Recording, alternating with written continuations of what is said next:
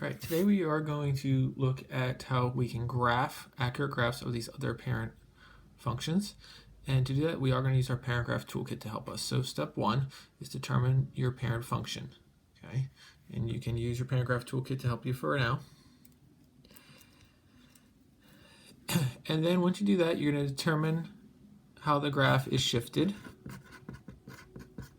using the locator point h comma k. You're going to plot your locator point. Again, the locator point is the HK according to its description. All right, so if we look at example 1 here, we have the equation y equals the square root of x minus 1 plus 5. So our parent equation, that was step 1, is the square root of x.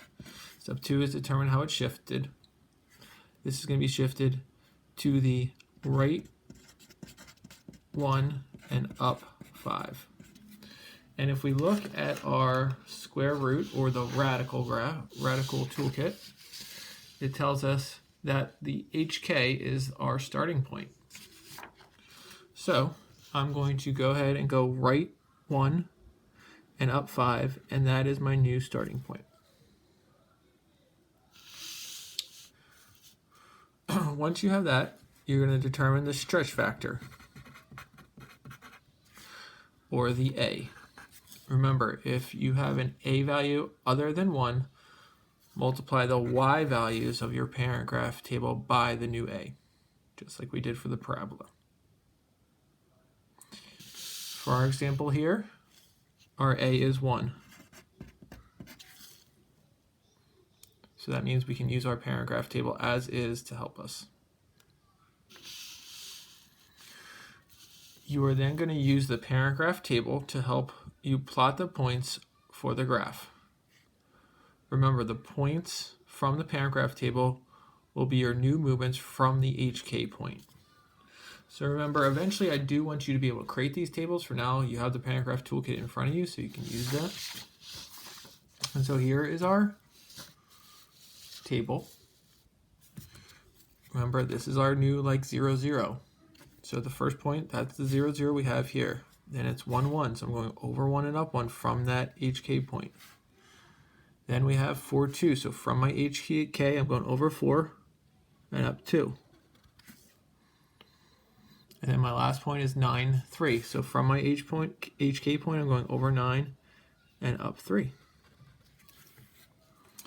And then remember, there's an arrow on the right, but not on the left. It's still one direction, the Harry Styles.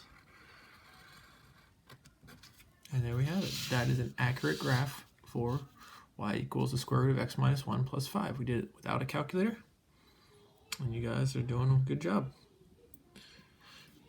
Domain would be that it starts at 1, touches 1, and goes to infinity. The range, it starts at 5 and goes to infinity.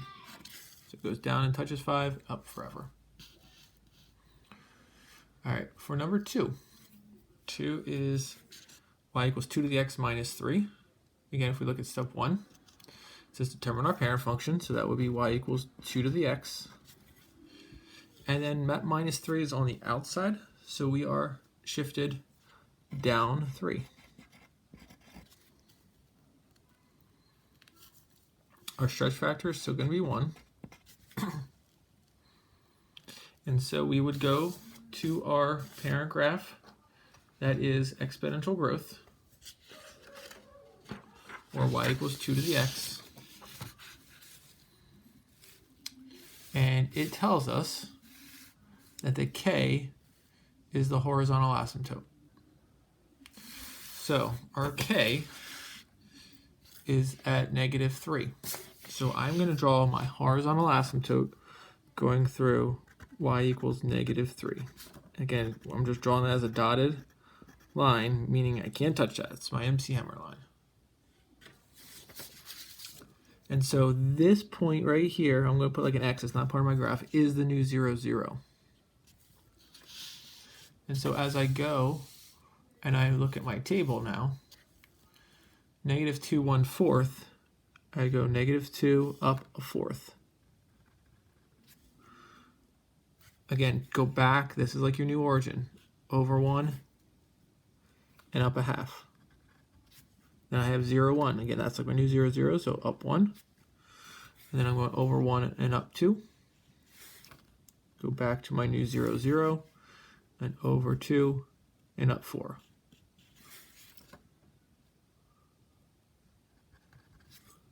And again, you get close to that asymptote, but not touch it. And we have an accurate graph for y equals 2 to the x minus 3. Remember, our domain would be all real numbers. It goes left forever and right forever. Our range is where some people get a little tricky, tripped up. It gets really close to 3, but doesn't touch 3 and doesn't go below 3. So I put parenthesis -3, and it goes up forever. Last one, y equals 1 over x plus 3, and then plus 2. So that is the parent graph of 1 over x. We're shifting it left 3 and up 2. The stretch factor is still 1. But again, just remember, if the stretch factor is something other than 1, you multiply the y values on your table by whatever that e value is. I go to my hyperbola or 1 over x toolkit.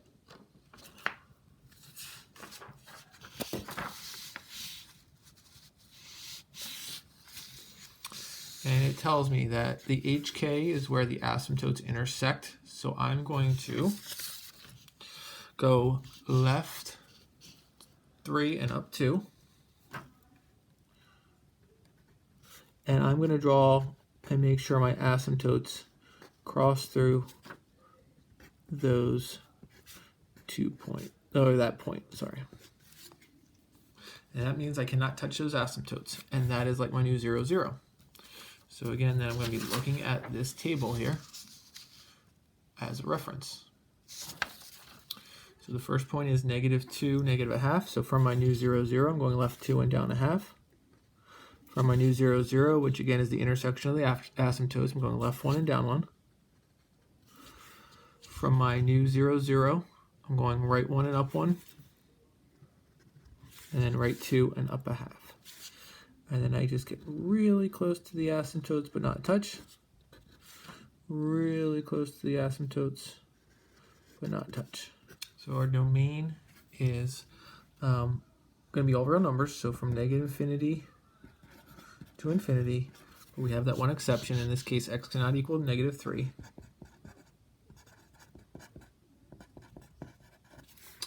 Our range is, again, would be all real numbers, -infinity to infinity, but now we're not going to be touching y value of 2.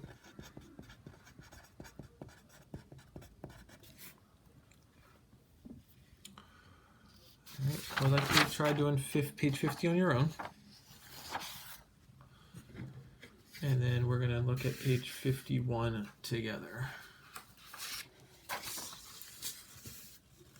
Page 51 is kind of doing the reverse. If you're given a graph, how do you write the equation? So first thing, you're going to look at the graph and determine the parent function. You're going to determine if the graph has positive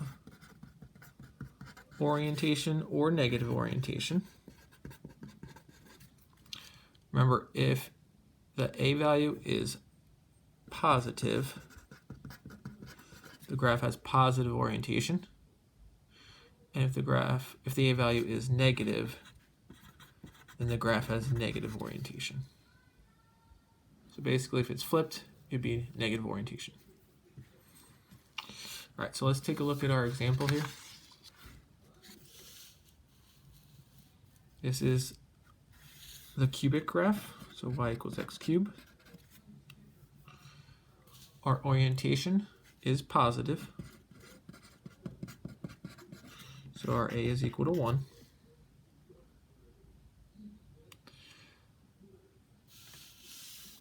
Step 3, determine how the graph is shifted. Each parent function has a locator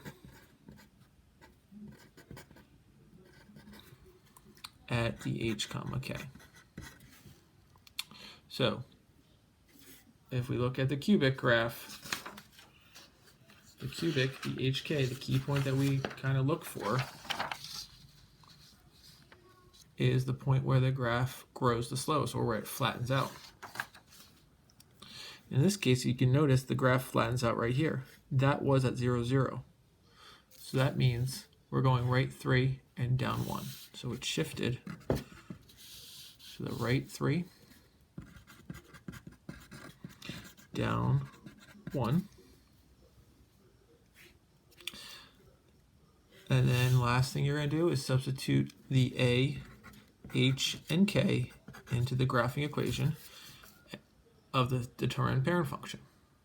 So the graphing equation for the cubic was y equals a parenthesis x minus h squared plus k. And since we were moving it right 3, we knew the h was equal to 3, the k was equal to -1. Now that we know that, we just plug in what we know. Y equals a is 1. We can plug a 1 if we want. You don't have to. X minus 3, that should be a cubed, minus 1. And that's it. All right, if we look at example 2, first thing I notice is that it looks like it has 2 separate graphs, so that is going to be the y equals 1 over x. I'm going to draw my asymptotes in there now, because that's what is the HK. It says where the asymptotes intersect. So now I can see where my asymptotes are intersecting. I do have positive orientation, so A is equal to 1. And remember, this is where the asymptotes intersect. That's my HK. That was at 0, 0. So I'm going left 1 and down 2. So my H is equal to -1. My K is -2. And then I go ahead and plug that in. Again, look at my graphing equation.